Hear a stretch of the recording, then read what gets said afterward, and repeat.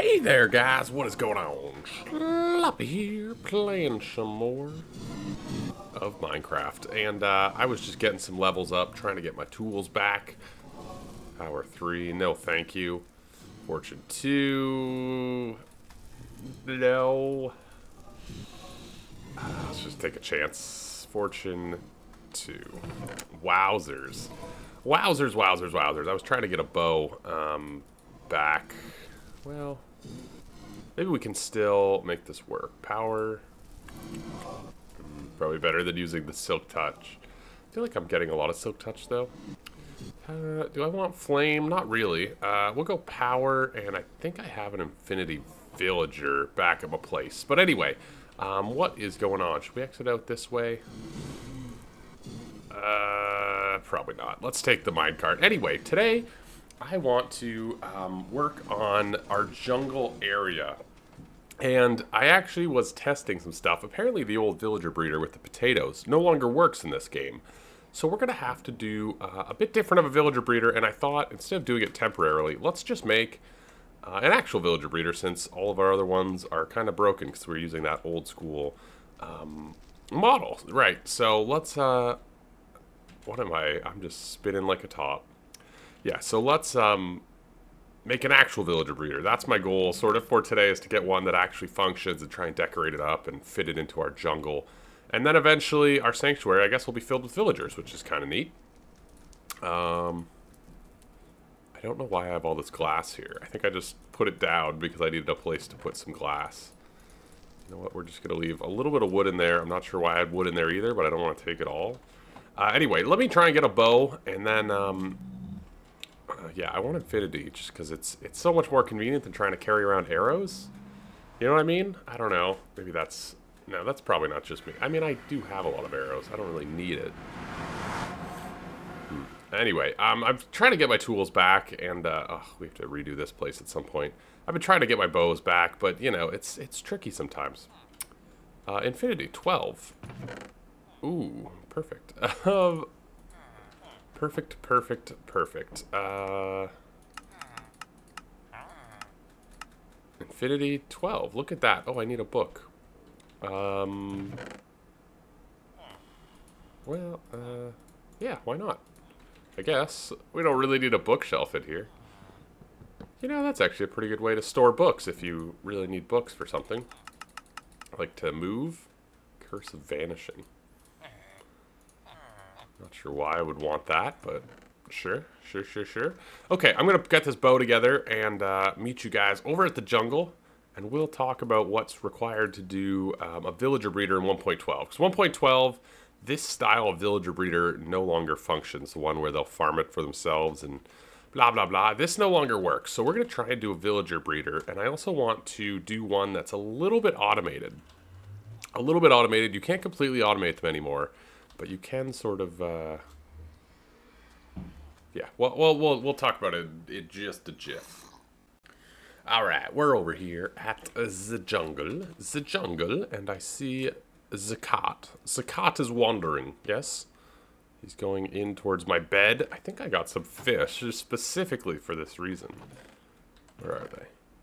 Could have sworn I just saw some fish. I definitely went fishing just for this occasion. No, I don't know. I don't know, man. Sorry, cat. I'll catch you another time. But anyway, let's talk about villagers for a second. So in 1.12, they won't farm for themselves anymore, apparently. But you could still sort of use them in this system. You just have to throw them food. And it works a little bit better if you have them a bit closer together. So a lot of designs have basically like a one wide gap between fences or cobblestone walls. So basically you'd have your villagers in the center here, and then basically standing on top of like a fence post, and then the babies will fall out to the side. So we're gonna basically do the exact same thing, but I'm gonna bury it sort of in the mountain up here. I was wondering where I wanted to put this, and I was thinking still we're probably gonna do a mob spawner in this mountain. So this mountain back here seems pretty good. I think it would be pretty alright. We don't have a ton in it, sort of the top section. Also, it allows me to sort of utilize this area up here, which is kind of cool. I kind of want to compact down this build a little bit. So we're still going to expand out, but I also want stuff sort of centralized to a point where I can have an AFK spot and activate most things. I'm not sure how much actually is loaded when you're standing. Like if I'm standing here, I'm not sure how many chunks are actually loaded. So I kind of want everything vital that I actually want to farm automatically sort of close together. So we're going to put the villager spawner up sort of on top of this mountain. So I'm going to clear out some area, and I just realized it probably means doing like minecart tracks for these idiots. Oh well. Oh well. We'll figure out some way. I'm going to get them basically set up in a basic setup, and then we're going to figure out how we can sort of automate it a little bit as opposed to just throwing them food. So let me get them set up in their new home.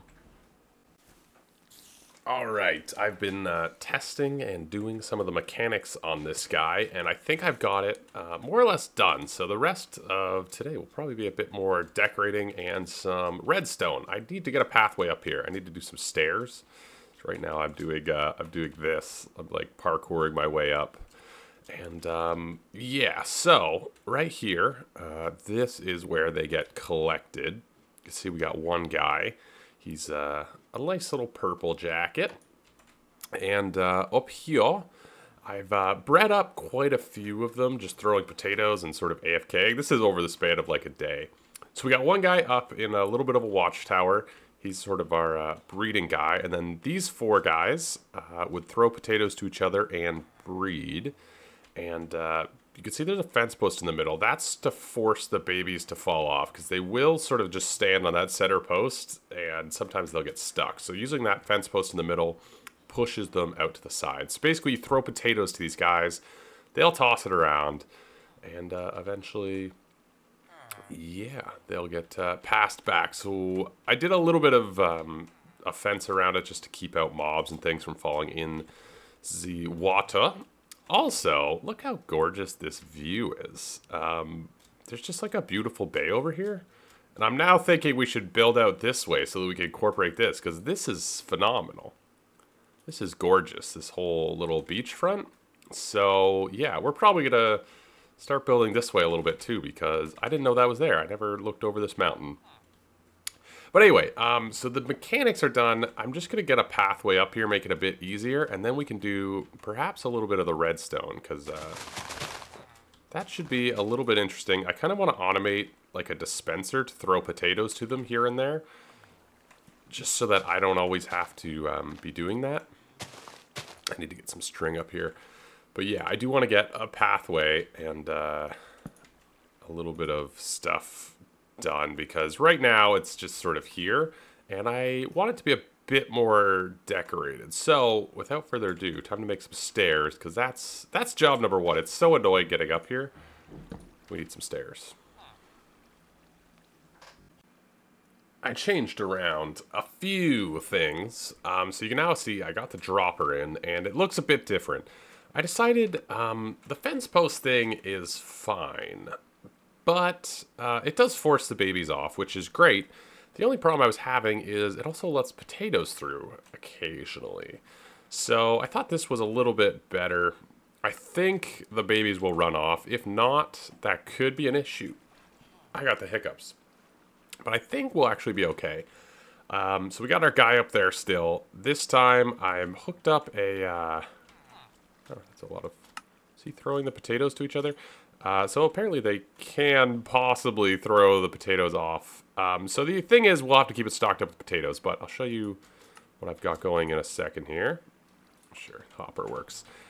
Essentially, I hooked up a redstone clock over here, which will we'll put a building around this. So this will all be like covered in a building, presumably from down there. I don't know if you can actually see it at all. We'll check that in a second. But it'll all be covered by a building, and you know, that'll be kind of cool. But yeah, so basically there's just a clock that creates a pulse, which we can look at real fast if you guys are curious about the redstone. It's very, very basic redstone. So etho hopper clock goes into a sticky piston, which extends and just sends a pulse. It's just a quick way to make a pulse and etho hopper clock. We'll just run around the clock. I have it set to a very fast timer currently, which is probably not what we want, because it'll just use more potatoes. I just wanted it kind of constantly throwing food at them. I might slow it down so that it's sort of casual. For now, I'm just sort of filling up their inventories. But I was hoping by throwing food at them constantly, it'll kind of make them breed, and then I can, you know, fill a chest. I can make that bigger if I want. It'll probably be like a big structure. We'll do some sort of pyramid, maybe up here or something. But yeah, it's coming together pretty well. I don't think they've actually bred from the system yet. I just sort of upgraded it. But I figured if the other one also works by throwing food at them, so I figured this one will probably work as well. So yeah, kind of cool. We got a villager breeder in. I'm going to do a little bit of AFKing, but I'll leave that between episodes. So our next episode, we'll check the progress on this. I was going to decorate today, but I feel like we've already done quite a bit in this episode. You can see I have been decorating a little bit around here. You may not be able to tell. I've been adding leaves and cobblestone, just sort of around some andesite as well. I'm going to add some stone bricks as well. I feel like it just gives it some sort of variation. You can see I've added quite a few leaves and cobble, which you may not be able to tell, but I have, and it all adds up to being a little bit nicer. This area will get redone. So next episode will all be about decorating. This episode we made a villager breeder, which I think will work. Check back next time to see if it does. But yeah, you can't actually see it from down here. Might be able to from back here, though. Yeah, so you can see a little bit of it, especially from back there. If we go across the bridge, we'll probably be able to see it. Let's find out together. Yep. So we'll have to do some sort of building up there. But that's kind of what I wanted, was little buildings and points of access, intrigue on top of these mountains as well, sort of hidden between the trees. So we'll have some sort of structure around that. But yeah, we'll just have sort of structures everywhere in terms of this little valley. It'll kind of look like everything's looking in. I think it'll be really cool. So we'll build something around that next time. I hope you guys enjoyed this episode. If you did, leave a like. I am going to have to get some string together, man, because these vines, they just grow and grow and grow. It's kind of annoying, but we'll deal with those. So yeah, I will catch you guys in the next one. Thanks for watching. Subscribe for more, all that jazz. And I will see you guys later. Ciao.